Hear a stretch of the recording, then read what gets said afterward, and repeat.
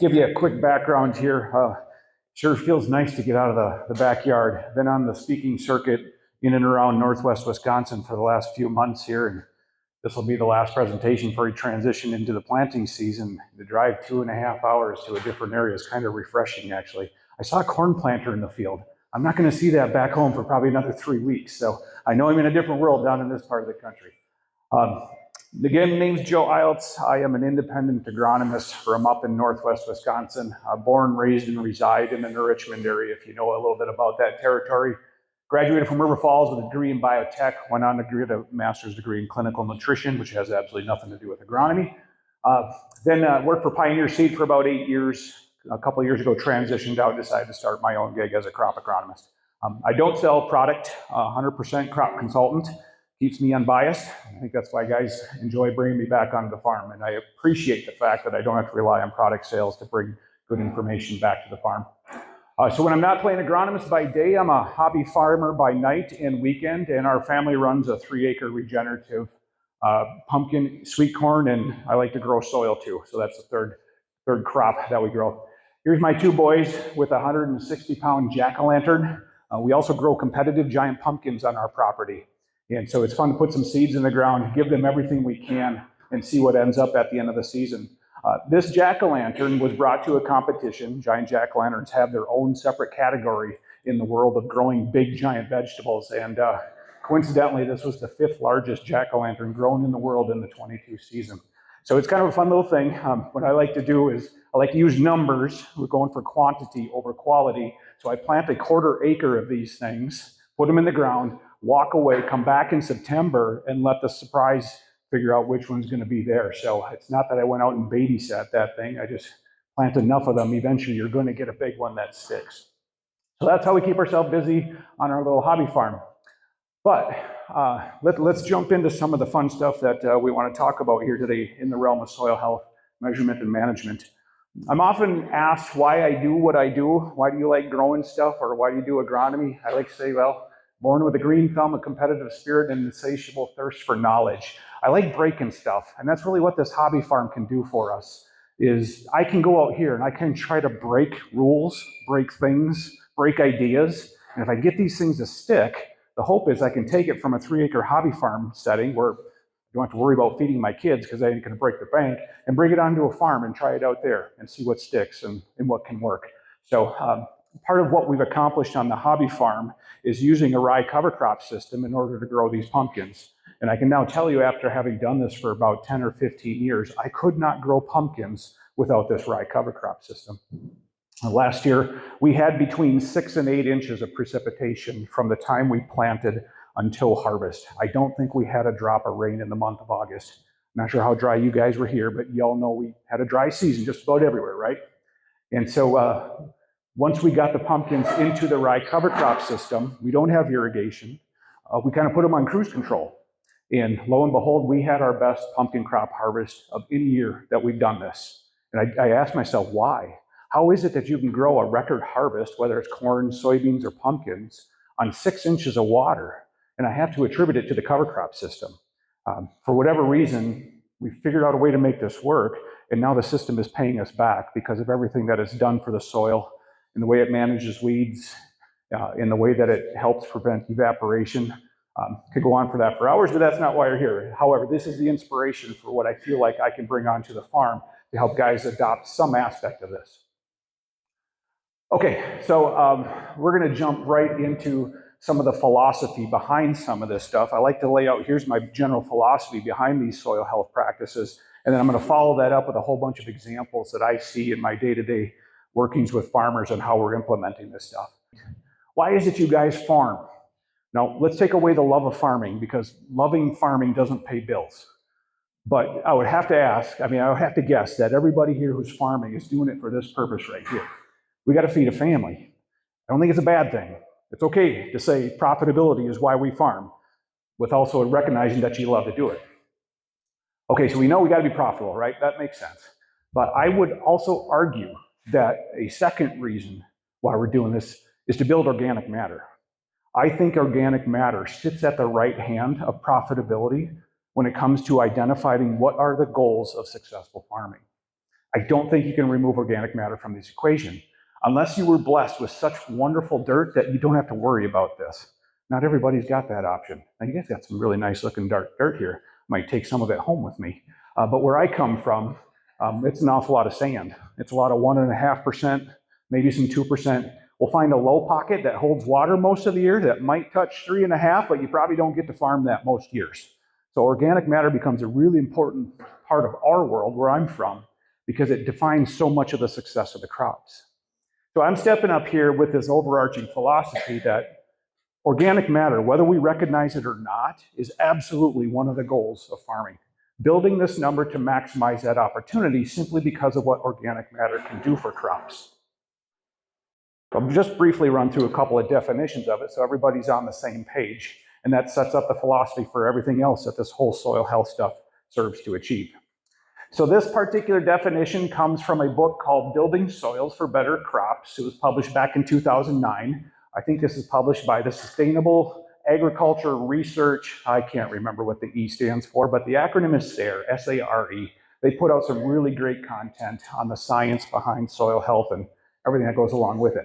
So the definition says, organic matter positively influences or modifies the effect of essentially all soil properties: nutrients, air, compaction, water, biology. Every one of those factors is driven by soil organic matter. The fundamental premise of this is that the more of this you have, the easier it is to farm successfully. I don't think anyone's going to disagree with that. If you do, please raise your hand. I'd love to have that discussion here.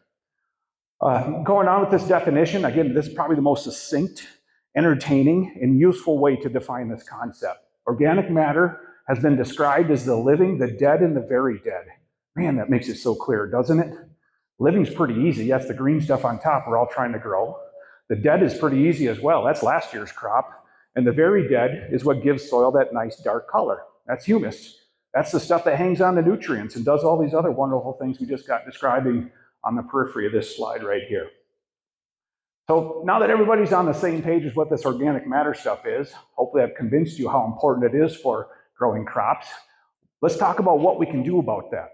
That's where I think this whole soil health thing comes from. When we talk about it as soil health and all the concepts around that, what we're really talking about are things that help make our soil more productive. And that's organic matter. It really is. It really is. So for years, the academics have told us that you can't move organic matter over the course of your farming career. It's too hard of a number to move. You can't do enough on your farm to make this number move at all. What you got is what you got. I think that's a falsehood. And I think we've got a lot of circumstances now where guys who have started to incorporate these soil health principles have proven to the rest of the world that we can actually move this very difficult number. So what I have here is data from our little hobby farm where I've decided to break that rule, want to prove them wrong. Here's a soil test from back in 2015, August 27th. So literally, what's the math there, 9 years ago or so? Here's my organic level. Can you see that? That is 2.3%. Very common for the type of dirt that we farm over in our neck of the woods, 2.3%. So after the last 10 years or so, with this intensive cover cropping, reducing tillage somewhat, I still rototill, I'll admit it, but with the heavy cover cropping and the diverse rotations that we have, I have now brought my organic matter up to 4.5%. Okay, so we're talking 2 and some percent change in less than a decade using the system I have. It can be done. I can't say that I can bring this on to any farm, though, because this is a stodgy number that is really hard to move. In our unique set of circumstances, on my small 3 acres, we've been able to accomplish this. But would you take 0.5%? Would you take 1/4%? Those are meaningful numbers as well. And I think these are things that we can accomplish in row crop production acres. Might not be 2% over 10 years, but certainly a portion of that can be accomplished over time by incorporating some of these soil health principles. But I just want to give you some hope and inspiration that if you're adopting some of these soil health practices, reducing tillage, bringing in cover crops, doing some of these other things, you will over time positively impact the organic matter structure of your soil. I can say that with confidence. Done it here, read an awful lot of studies of other guys doing it too. It can happen. It can happen. Okay, so quick review of the soil health playbook. These are the 5 or 6 principles that are currently commonly recognized as the fundamentals of what soil health, what it encapsulates. Know your context is the newest addition. That just means know what you're doing. Cover the soil, minimize soil disturbances, increasing diversity, maintain continuous living plants and roots, and integrate livestock. I'm also going to stand here today and say I think they're missing one that we haven't really focused on yet, and that's about increasing soil microbiology. And if you're familiar with these concepts, let's start out with the 5, right? And the first one there, know your context, was a recent addition, but the core 5 are numbers 2 through 6. All of those different concepts up there of doing these things, they all indirectly impact soil microbiology in some capacity. And that's what we're really trying to accomplish with some of this too. But none of those calls out microbiology specifically. I'm off on a little tangent here, hope that's okay. But ultimately, if all these things here are helping facilitate improving microbiology, can't we just call it out directly and say that's also what we're trying to accomplish? You know, every magazine that you get in the mail today is trying to sell you this stuff in a jug, right? They're out there. These products are out there. 99% of them don't work. There's probably 1% that do. We can figure out how to crack this nut and figure out which of these products we can put into our system. Now we're really cooking with gas. I do believe that. Talk about that a little bit later on in the presentation, some examples where I think we've got an opportunity to put this to work. So anyways, coming back to these principles, if you look at all these different principles, they put that into this bucket called regenerative agriculture. Probably heard of the term. Used to be called sustainability. Sustainability, in my mind, is status quo. If you're sustainable, it means you're capable of doing what you did yesterday. I don't think that's good enough. So they decided to come up with a different word, and they call it regenerative. Regenerative implies you're doing more than what you just did yesterday. It's not sustainable. You're actually building something back. And the best definition of regenerative agriculture I heard on a podcast from Monty Bottoms recently, he said, definition of regenerative agriculture is always improving. I like that one.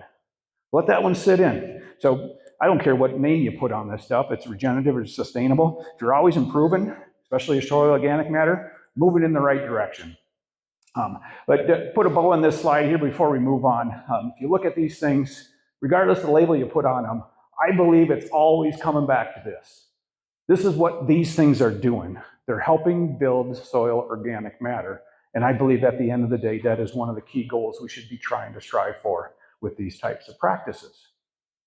So there's the overarching philosophy that kind of drives me and why I'm doing these things and helping farmers adopt some of these practices, because I believe that if I can help a farmer adopt these practices and we can start driving organic matter up, that directly conveys back to their bottom line. It's what allows me the invite back onto that farm to consult again next year, that we have found practices and ways to improve their soil, however you want to measure its health, and therefore increase productivity. Seems to me that's a pretty straightforward goal. Okay, so we can talk philosophy all day long, but that doesn't really give you anything you can walk out of here and say, you know what, I'm going to try that on my farm this year.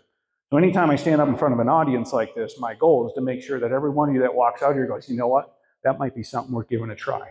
So here's a few things that I think might be applicable to how you're farming down here, and a few things that you might be able to try on your own farm. Before we get there, I just want to show you one example. This is from our little hobby farm here.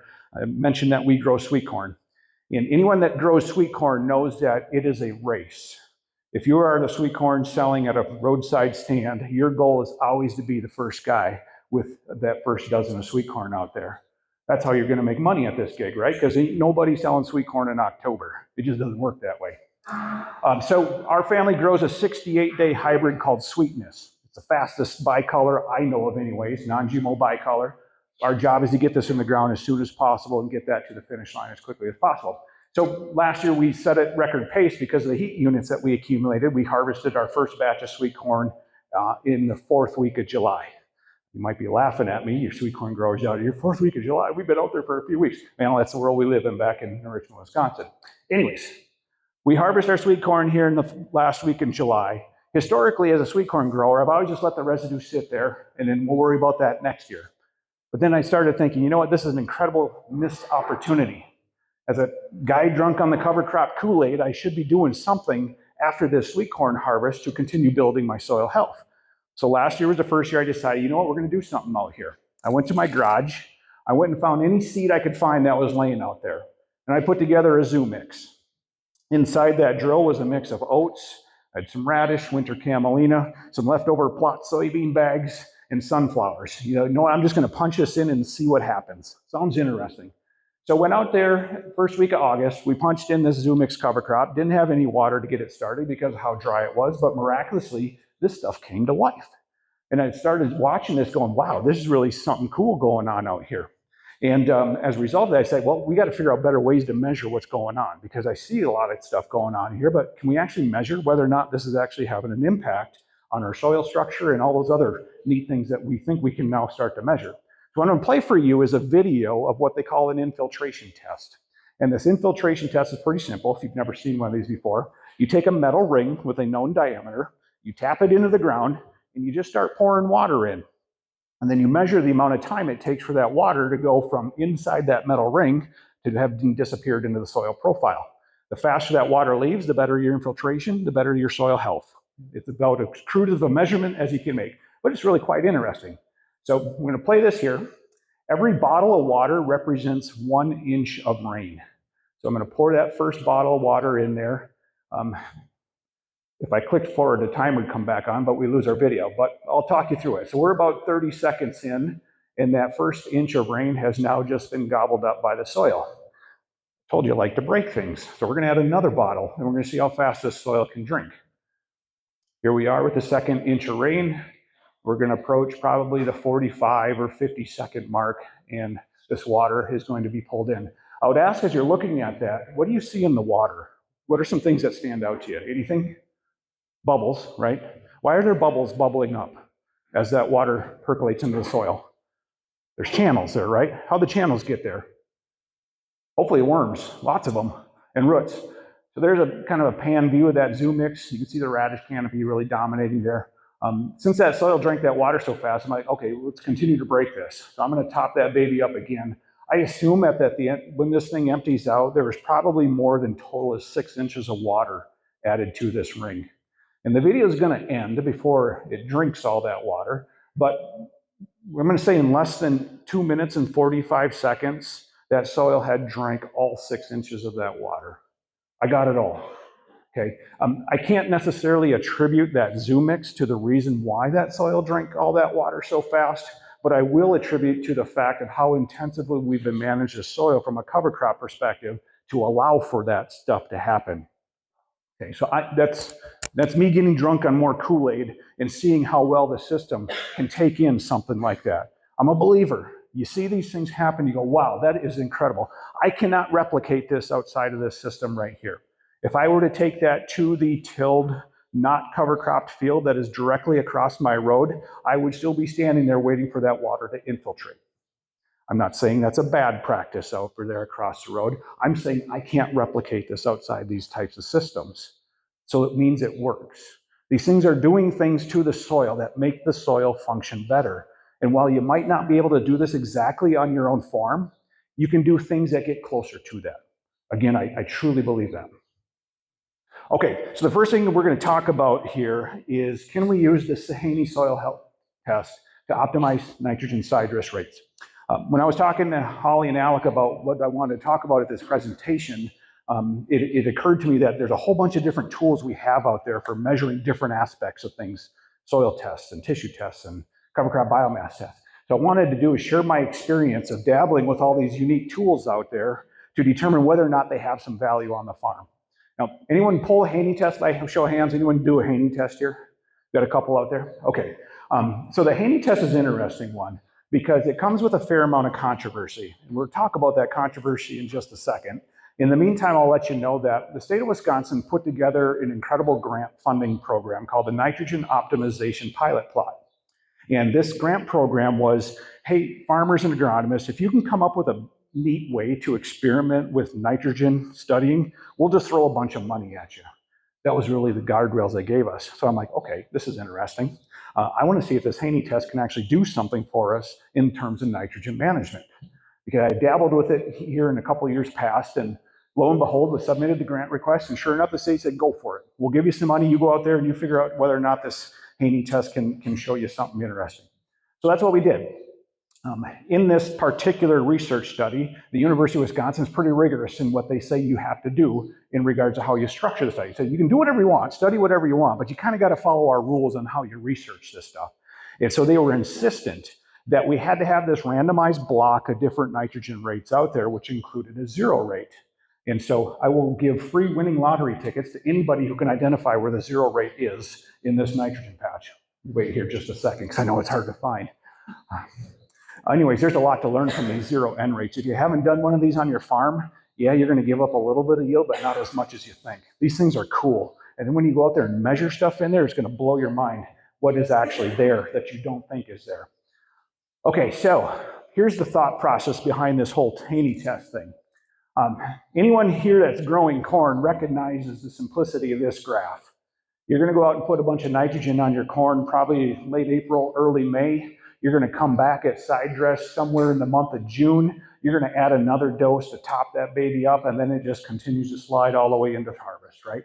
So my thoughts here as an agronomist interested in better ways to manage nitrogen is, what if we went out and took a Haney test right before that side dress nitrogen application, use the information on that Haney test to go, you know what, can we dial this in a little bit better, right? Because again, all you corn growers out there, you're coming up with a nitrogen rate plan.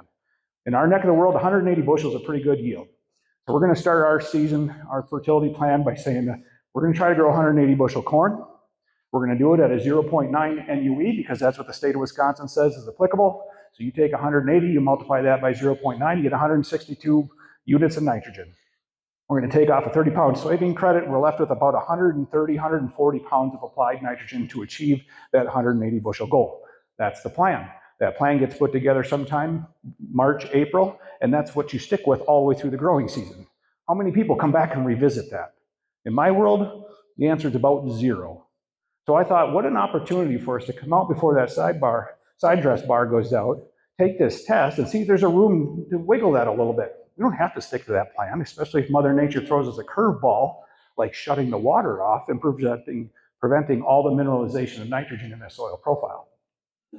So here's a Haney test. I promise I will not quiz you at the end because that's a lot of small data that you can't read anyways. However, what I want you to understand about this test is that it's broken up into 3 different chunks, and 3 different chunks that have 3 very different purposes and applications.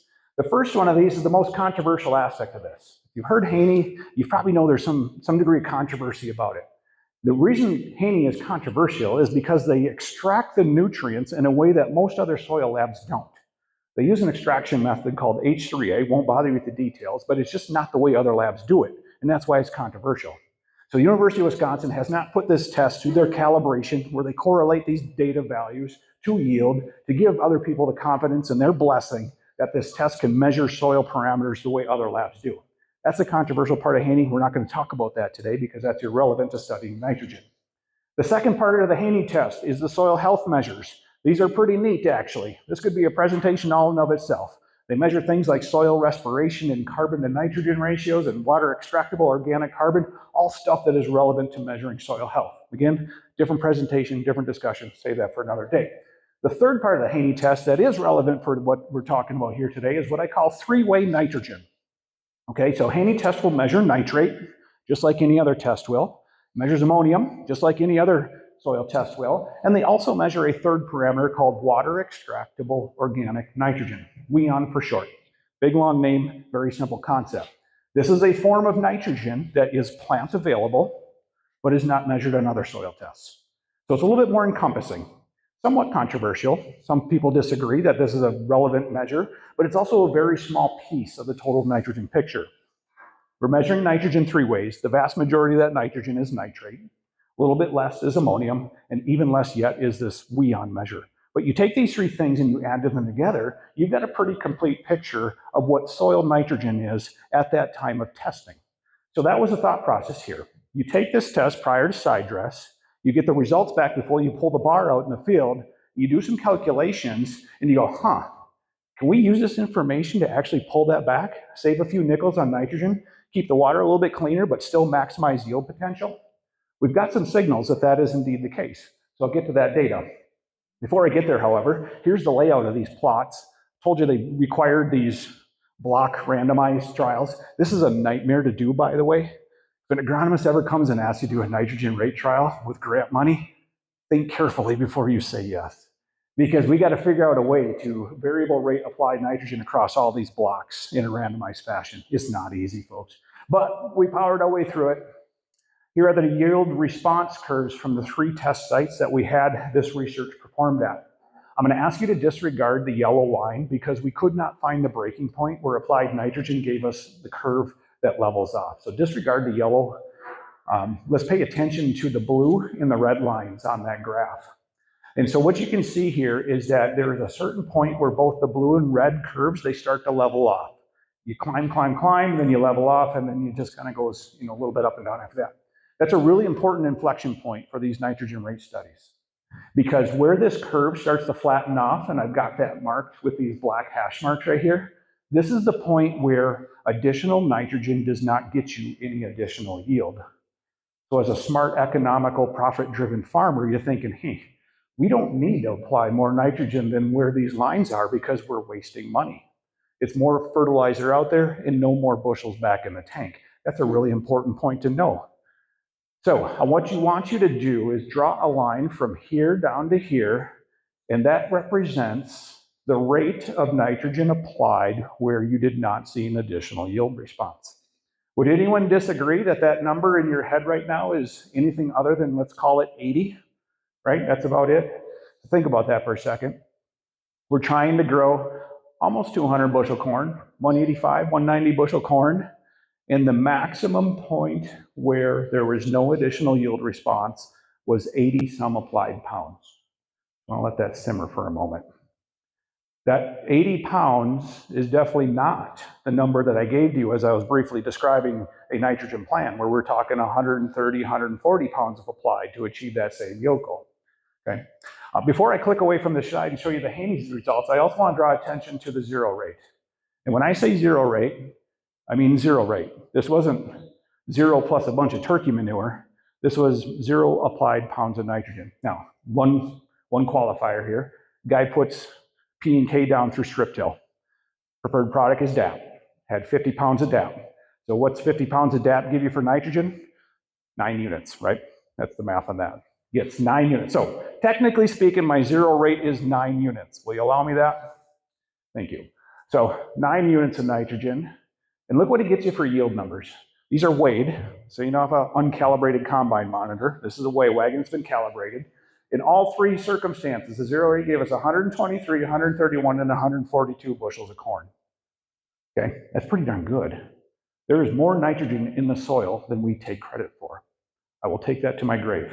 And it is also our ambition to figure out how we can better measure this so we can better manage it. What about the Haney test? What did that do for us? Okay, so on this graphic right here, I've got max yield. That was where our line kind of leveled out, 190, 187 bushels. Here's what the Haney test gave us for a nitrogen credit. So I walked out there a week before the side dress bar went out to apply that variable rate nitrogen. I took my Haney test samples. I took 20 samples at every single field that I went at. So it's not one soil core sent to the lab and holy buckets, look at that weird number. This was 20 different cores at every single test site. That's a lot of data to process. That's what the grant money was for.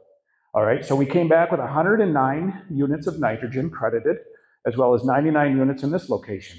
So if we subtract that nitrogen credit, as reported by the Haney test, from the maximum yield, that tells us then what should have been our nitrogen side dress rate. So what you see on there is a number somewhere between 80 and 88. Okay, I'm going to ask you to remember from the previous slide, when you drew those black hash marks down to the applied nitrogen rate, what was that number? I'll help you out. Okay, so 80 pounds is where we found the breaking point. 80 pounds is what the Haney test told us we should have applied to maximize the nitrogen opportunity. Is that a coincidence or is that a signal?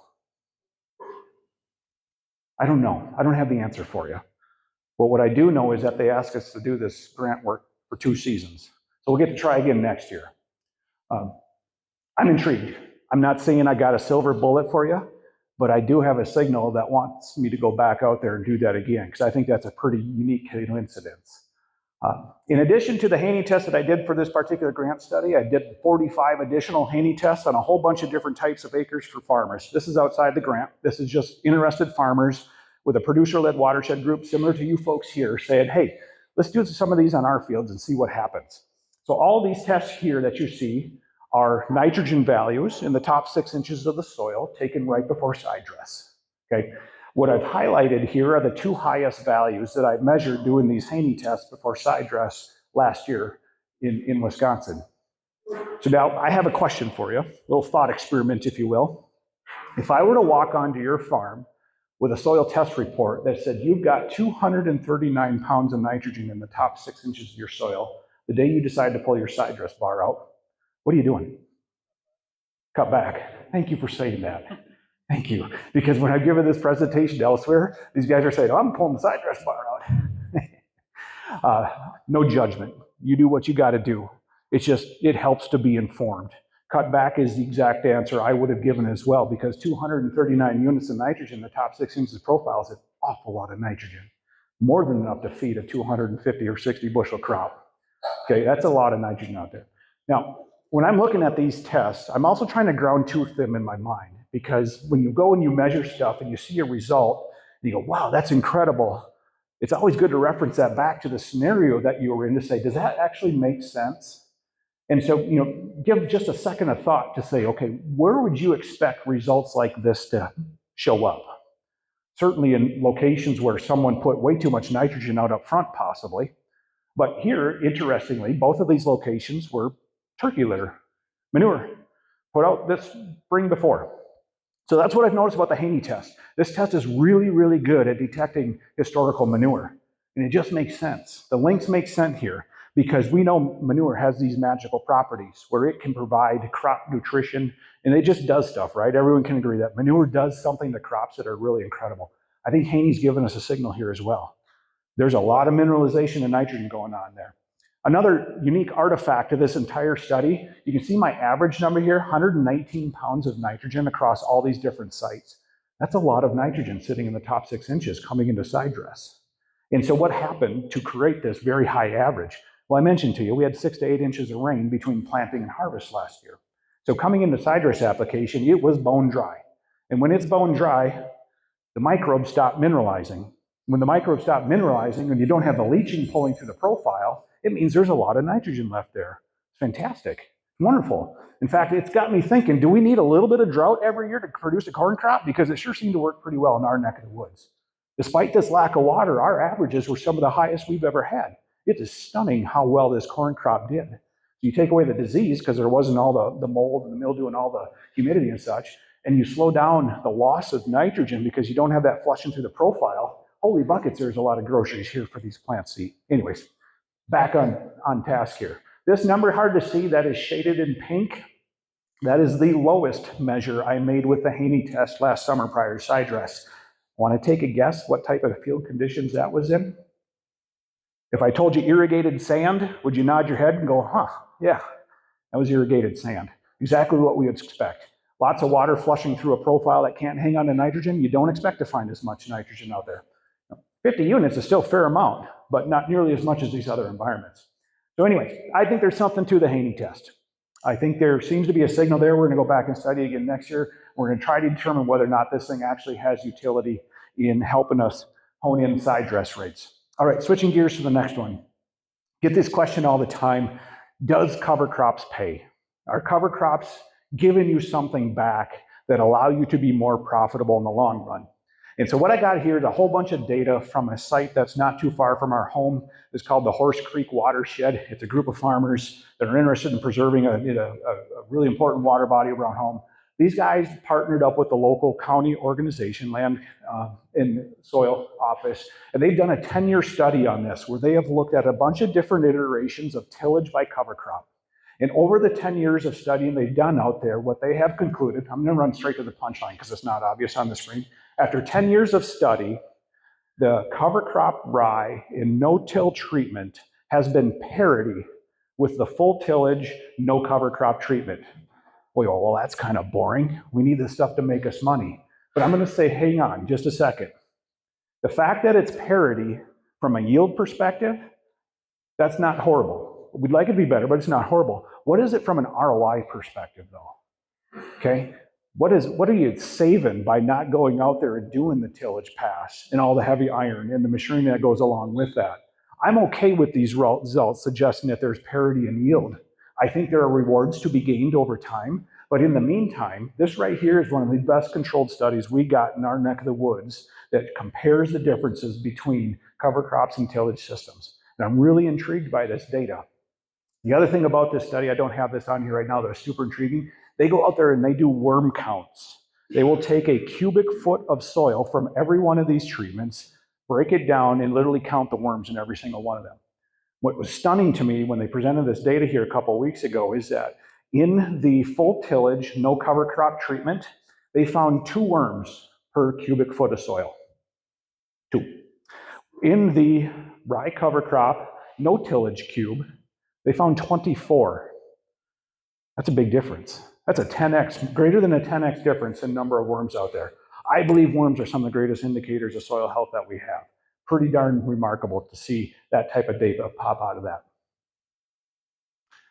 Okay, so limiting factor to maximizing cover crop soil health benefits is biomass accumulation.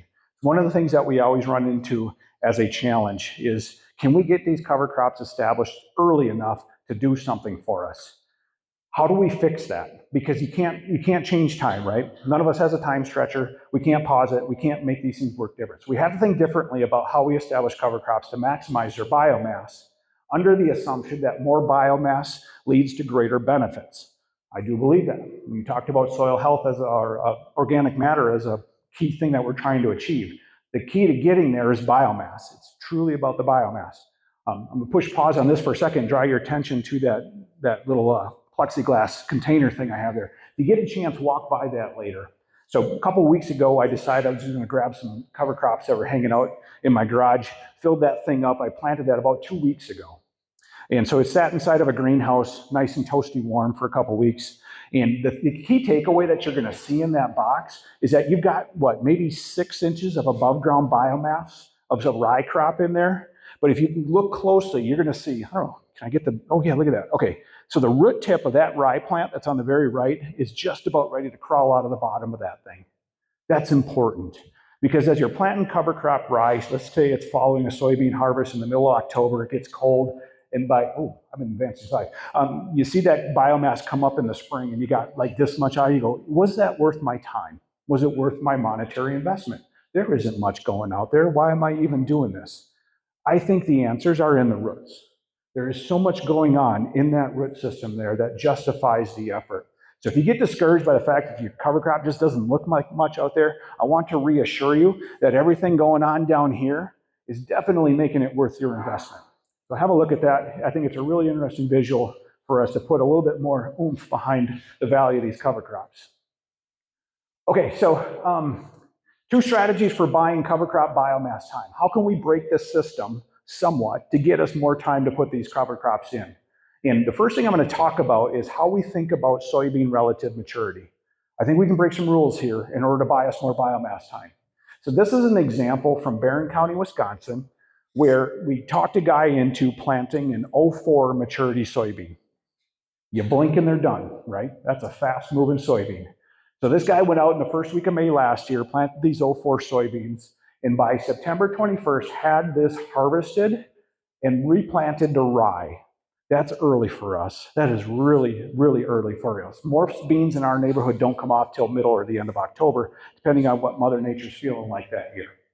I came back on September 20th, had a look at this field. This was the greenest rye field in all of Barron County that was not seeded after corn silage.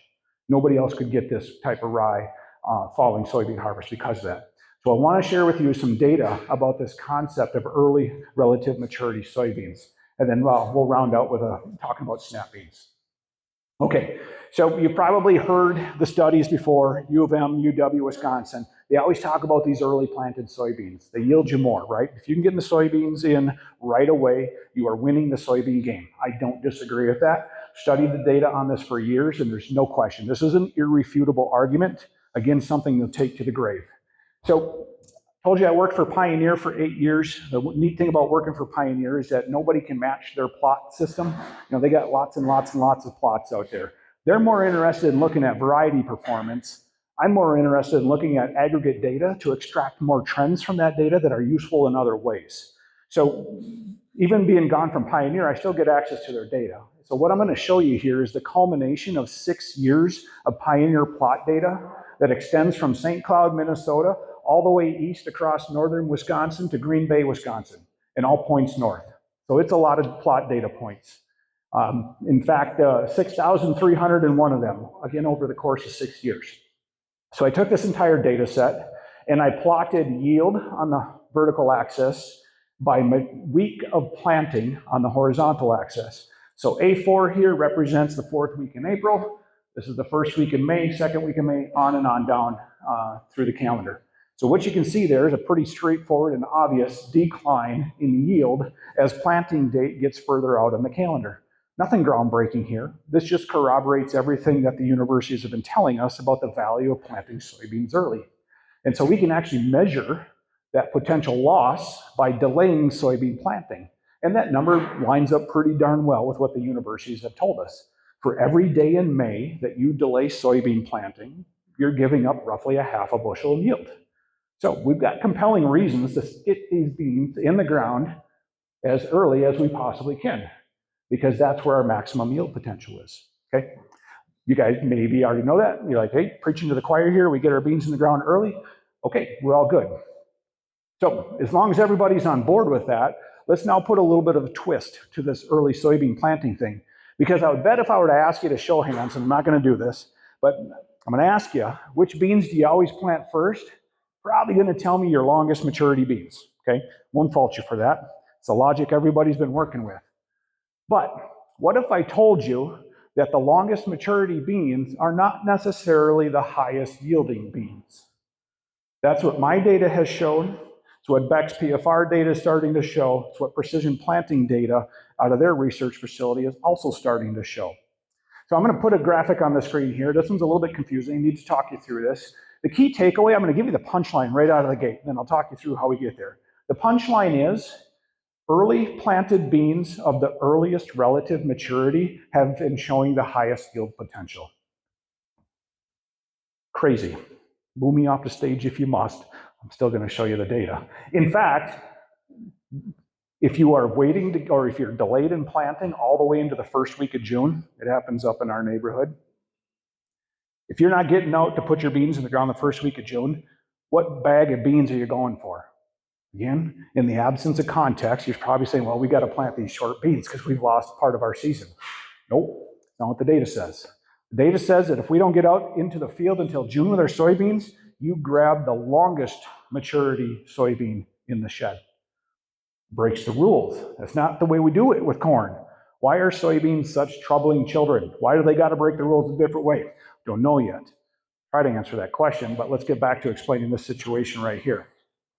All right, so in order to read this graph, I have broken soybean maturity into 3 different groups, represented by these dots on the x-axis. So over here, that's early maturity, at least for us, 05 to 09. Probably inconceivable for you folks, right? Here's mid-group beans, 1Os to 1,4s, and on the right-hand side, this group of dots here represent what we call long beans. That's a 1,5 to 2,0 maturity. Okay, got yield right here on our vertical axis, and then every color represents a different week of planting. So this blue line right here represents the bean yields that were planted in the 4th week of April. The red line is the 1st week in May, yellow is the 2nd week in May, and so on. So again, I want to draw your attention to these dots right here. These are the 2 highest yielding dots on that entire graph. What do those dots represent? Those dots represent the early maturity beans, 05s to 09s, planted in the 4th week of April and the 1st week of May. Do you see dots that are taller on the yield scale than those 2 dots right there? I'll remind you that this is 6,307 weighed yield measures over the course of 6 years from St. Cloud, Minnesota to Green Bay, Wisconsin, and all points north of that. What this data is showing us is that the early maturity beans planted first will be your highest yielding beans. That breaks some rules.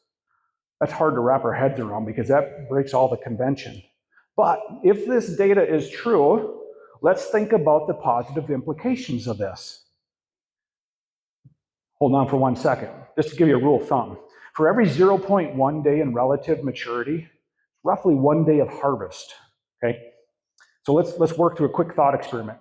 Let's say we plant an 04 bean, and let's say we usually plant a 14 bean. So what's the math on the difference? What's the delta there in terms of maturity? One full maturity group, right? 04 to 14, that's one full maturity group. If that's one full maturity group, that's 10 of these 0.1 RMs. Conceivably, that's 10 days. So let me ask you again, if I could give you 10 days at the end of September, what would you do with that time? A lot of things. I don't know a farmer I've ever talked to that wouldn't take 10 days at the end of September to do something. Either get into the corn, go plant some cover crop, or go fishing. Doesn't matter. More time in September, early October? Yep, we'll take that all day long.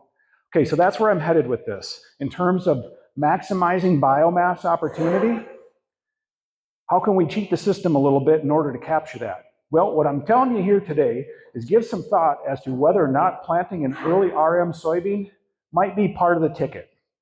So of course the thing that's going to go through your head is, well, what am I giving up in yield potential? This crazy guy from Wisconsin told me to come and plant an 04B, but I don't believe it because I think I'm giving up a whole bunch of yield potential. Well, maybe a little bit. Here's the yield curve. Show it to you right here. Again, this same data set, 6,000 data points. This is the curve right here that shows the relationship between relative maturity and soybean yield. It goes up and to the right. There is a relationship between soybean relative maturity and yield potential. However, it works at great distances. It works significantly between an 02 bean and a 23 bean. Yeah, there's a difference there when you stretch out maturity that wide. But I'm only asking you to stretch it out one maturity group, in which case that difference becomes much, much, much less pronounced. That might be more noise than actual signal when you compare the yields between a one maturity group difference. It might be a bushel. It might be a bushel and a half. What does that mean to you? Well, today's prices, 12, 13 bucks or a little bit more, sure, that hits the bottom line. But here's what I'm saying to you. What you give up in yield potential due to relative maturity is probably not worth what you gain in the additional opportunities to do other things with your time, whether it's get after the corn or go plant a cover crop for maximizing biomass potential in the interest of building organic matter over the long term.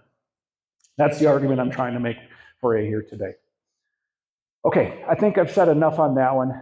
Really, really interesting concept. You know, this one has really, really kind of broke some ideas, and that's awfully exciting. Okay, the other thing that we talked about in regards to increasing biomass opportunity is building in small grain rotations. And this is really starting to take off in our part of the world. We're seeing more and more opportunities to do small grains. There's a building market for it. Also, guys are recognizing what an incredible opportunity to do more neat stuff with the cover cropping. And so these guys will plant these small grains, whether it's rye for their own cover crop seed, oats to sell into a market, winter wheat's kind of a big thing up in our neighborhood. Even barley is starting to catch on. The cool thing about these small grains is they're harvested around the 1st of August. So similar to the sweet corn example I gave you, is that when you harvest a small grain or whatever specialty crop it is around the first week of August, that gives you an awful long runway to do a lot of neat things afterwards. And the neat thing that we're trying to accomplish up in our neck of the woods is, can we plant a legume following small grain harvest that will allow us to fix meaningful nitrogen that can be used as a credit for next year? Boy, I bet that makes the soil and water people get excited, because the less synthetic fertilizer we're using, the more natural nitrogen we can build with our cover crops. That's a winning strategy all around. And in fact, there's a lot of groups that are even willing to pay you to do this. Look at the money they're giving away for these cover crop sharing programs. So what are you giving up by doing this, by building a small grain into your rotation? Well, here's some Joe Lauer data. Joe Lauer was the corn guru down in Wisconsin for many years. He's since retired, but he's got one of the coolest studies on crop rotations that exists in all the Midwest. And so what he did over the course of 30 years is study what type of rotations give you the best bang for your buck in terms of yield potential and ROI. And what his data has shown consistently is that when you grow a corn, soy, small grain rotation, he chose wheat here, that is the highest yielding rotation you can grow of every other system that he explored. And so I'll draw your attention to, here's yield again on the vertical axis. These are the different rotations for each crop. Briefly talk you through this. Because you compared corn, soybean, that's CS, corn, soybean. Here's corn, soybean, wheat. Here's corn, wheat, soybean. And here's corn on corn. So the highest yielding system is this corn, soybean, wheat rotation. And these are the corn yield numbers here. These are the soybean numbers. And so you can see here at 64, that was the highest yielding soybean of these 4 rotations. And we go over to the wheat rotation there, you can see there it is again. So his data over the course of 30 years showed us that this corn, soybean, wheat rotation is the moneymaker. If you find a way to build a small grain into your rotation, your other crops are the ones that benefit most. Now, they call wheat poverty grass for a reason, because it's hard to be profitable with wheat. We get that. And it's troubled to find markets for these things sometimes. So if you can take it on the chin a little bit with these small grains, the upside is that, boy, your corn and soybean are thanking you for that. 4 bushel difference here in a traditional soybean corn rotation, that pays for a little bit. That's helpful.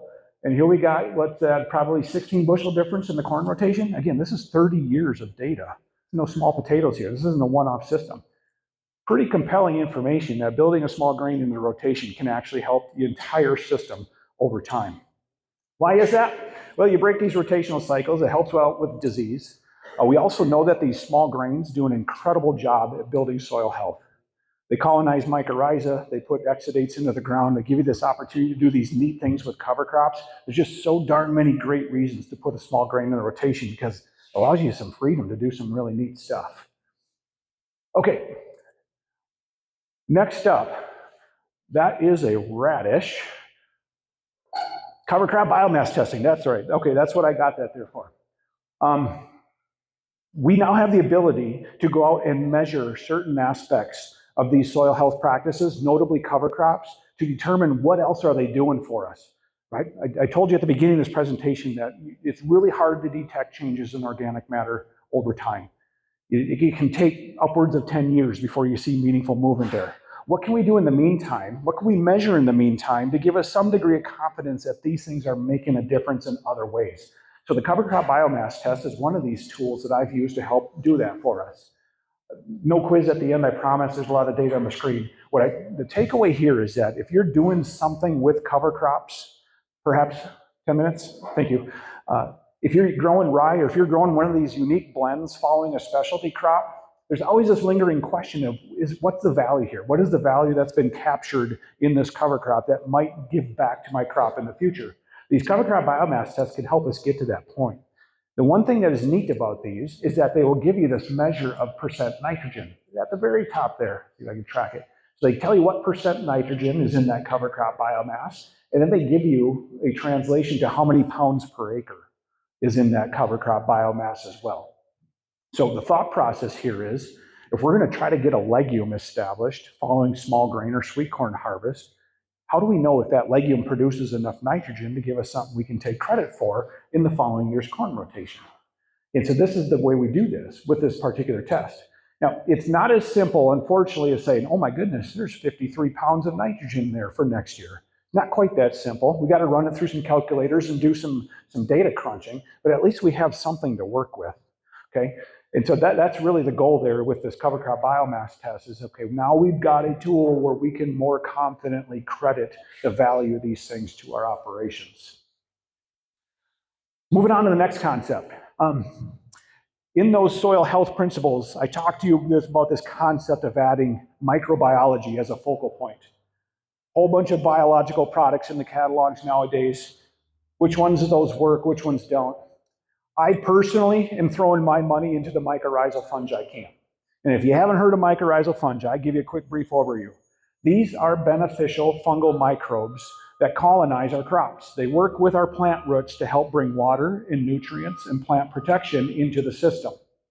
So I've been very much interested in these organisms. Back you up a little bit more to tell you how. I've been growing these competitive giant pumpkins for 25 years, okay?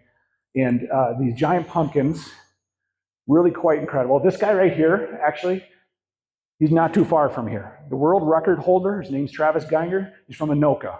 He weighed a pumpkin that was 2,749 pounds out in Half Moon Bay. He is the current world record holder. He doesn't live that far from here. We can grow some really big pumpkins in this part of the world. All right, so you gotta wonder, how do they do this? What does it take to get a pumpkin that large? And what they're doing, how does that translate to what you guys are doing in production agriculture? There's a link there, I promise, I'll get there. Okay, so There is a unique set of circumstances that happens in this world of growing giant pumpkins where over the last 20 or 30 years, these weights just keep going up. It's pretty wild, actually.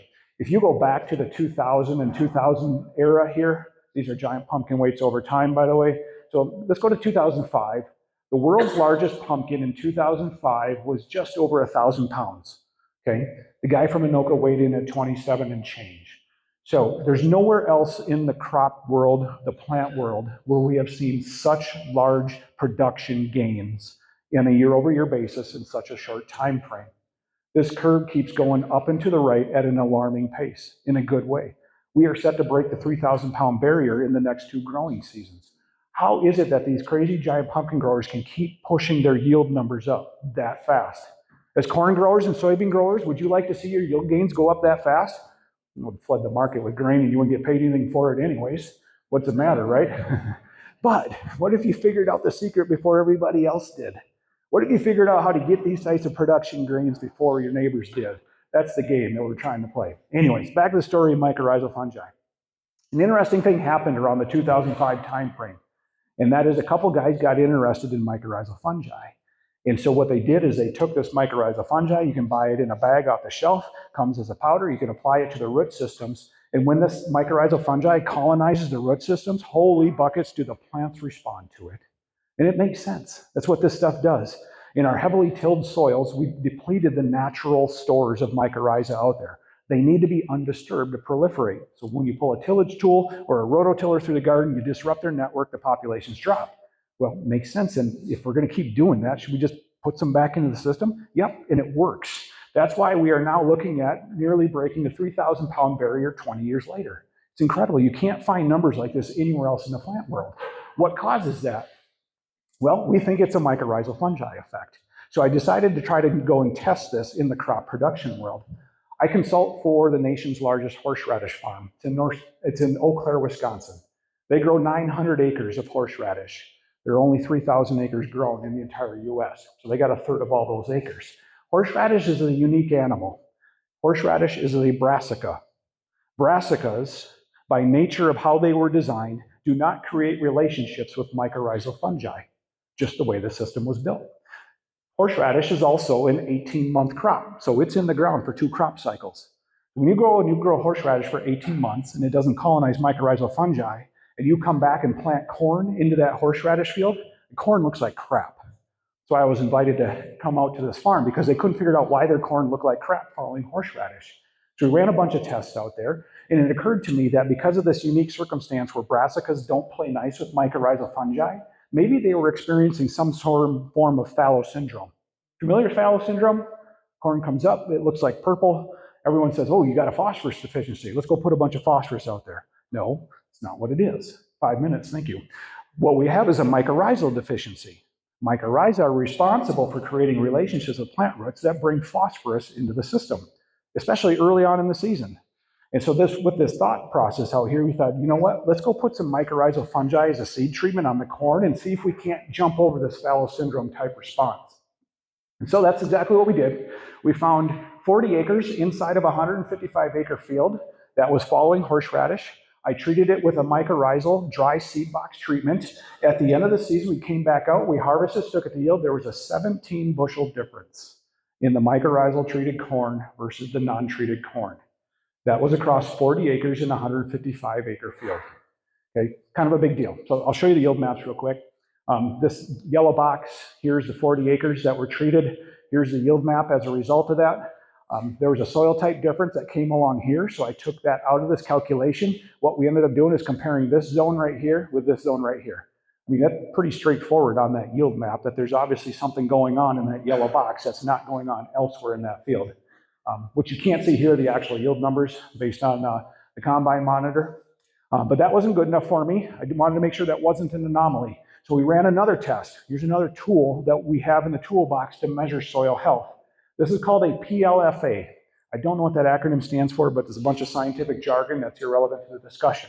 The point being is that this test measures for the amount of mycorrhizal fungi that are in your soil. It's run just like any other soil test. You grab a couple of 6-inch cores, send them off the lab, they do the analysis and send that back. My idea was, if we're going to apply mycorrhizal fungi as a seed treatment, sure, it would be nice to see more mycorrhiza in the soil where that was applied than the non-controlled or the non-treated area. Well, lo and behold, we measured this test and we saw a roughly 20% increase where the seed was treated with mycorrhizal fungi. The product had the organism in it. That's reassuring. So I conclude that I think there was a positive correlation here. I think the mycorrhiza had a positive impact on this corn, and we were able to measure that type of response. So, not quite done yet, because I want to continue this thought process forward that mycorrhiza might be one of the biologicals that actually has merit. Again, I don't sell product, but if you're interested in what this product was, that's the product right there, AEA BioCoat Gold. You can buy this online if you want and have a look at it yourself. The book. If you don't know much about mycorrhiza and you're somewhat tangentially interested in this organism, get a book. It will blow your mind. They haven't even scratched the surface on what this organism does for crop productivity. It's truly mind-blowing. I would strongly encourage anybody who's interested in this soil health stuff, if you're planting cover crops, you're minimizing tillage and looking for more ways to expand that, learn about mycorrhiza. These guys are absolutely incredible. Buy this for 20 bucks on Amazon. Cheap investment. Okay, last one before I wrap this up and hand it off to the next person. Really unique circumstance that we're going to have some fun trying out this year. Here's the setup. Where that spot is dark right there, there is a full stand of corn growing. It doesn't look like it, but see these guys right here? That purple corn is growing in this dark spot right there. What's going on? Well, here's what's going on. The growing season prior to the one in this picture, they planted soybeans on this heavy peat, high organic matter ground. You think heavy peat, high organic matter? God, it's just got to be teeming with good bugs and biology, right? Maybe, maybe not.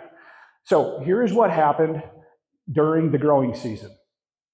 They could not get this chunk of ground right here planted with soybeans in the prior year because it was too wet. I have pictures of the buried John Deere planter system. They say they spent some time getting that poor tractor unstuck out of this field. So they had to abandon planting the soybeans out there. Now, they got soybeans planted in this part of the field, no problem.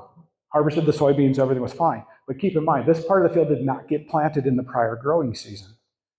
There's a pattern here. It makes you go, what the heck is going on? So they didn't have soybeans there last year, and now we're seeing that show up in this year's corn with this purple situation. This looks like fallow syndrome, doesn't it? All right, so let's have a look at the yield measures. In that zone where it was fallow in the prior year before, we can now compare yield on that. 157 bushel corn right here versus 210 bushel corn where the soybeans were grown last year. What an interesting anomaly. Now, if I hadn't given away what I think is going on out here, what would you ascribe that difference to? The only difference here was that soybeans were not planted in that red zone the year before. Right? How do you solve that type of a mystery? Well, you probably see where I'm going with this. I think it's fallow syndrome due to a mycorrhizal situation. If you were to go out and soil test this dirt right here, there's more phosphorus out there to grow crops in 100 years without putting a single pound of dry fertilizer in there. They grow horseradish. They don't compromise on fertility. We're talking P levels well above 3 digits out there. I'm telling you, there's not a phosphorus deficiency in this field. What I think there might be is a mycorrhizal deficiency in high organic matter peat ground. So that's what we'll be doing this year. We'll be going out there in this field and we're going to run test strips where they're going to plant soybeans inoculated with mycorrhizal fungi. We'll leave some strips without, and we will find out whether or not that's a mycorrhizal situation. Okay, sounds like I'm going to wrap this up here. I think that's all I got for you anyways. The last thing I'm going to leave you with is a picture of the architecture of a soybean root system. They're pathetic. That's why we can't move the needles on soybeans. They make me angry because we can't get these soybean root systems to expand. So I turn a lot of soybean roots upside down. This is every soybean I see up in my neck of the woods. They are about a dinner plate in diameter, and they're at 2 inches of depth. Most common question I get from farmers who are interested in my consulting services when they bring me on is, Joe, how do I get 5 more bushels out of my soybeans? And I say, that's a darn good question. We're going to try to figure that out. But before we do that, you have to appreciate what the soybean root system architecture looks like. We have a dinner plate with 2 inches of depth. How do we get that soybean root system bigger and more robust? Because I believe that's the ticket to grabbing another 5, 10, 15 bushels of soybeans. And you're probably going to figure out what I'm going to say next. How do you expand a root system in a soybean? How do you figure out a way to give that soybean more potential to grab water and nutrients in the soil profile? I think that's our answer. So I'll leave you with that. Just one thing you're going to walk out of here today with an idea. Consider whether or not mycorrhiza can offer a difference on your ground. And with that, it sounds like I've used up my time. Thank you so much for having me. It's been a real pleasure.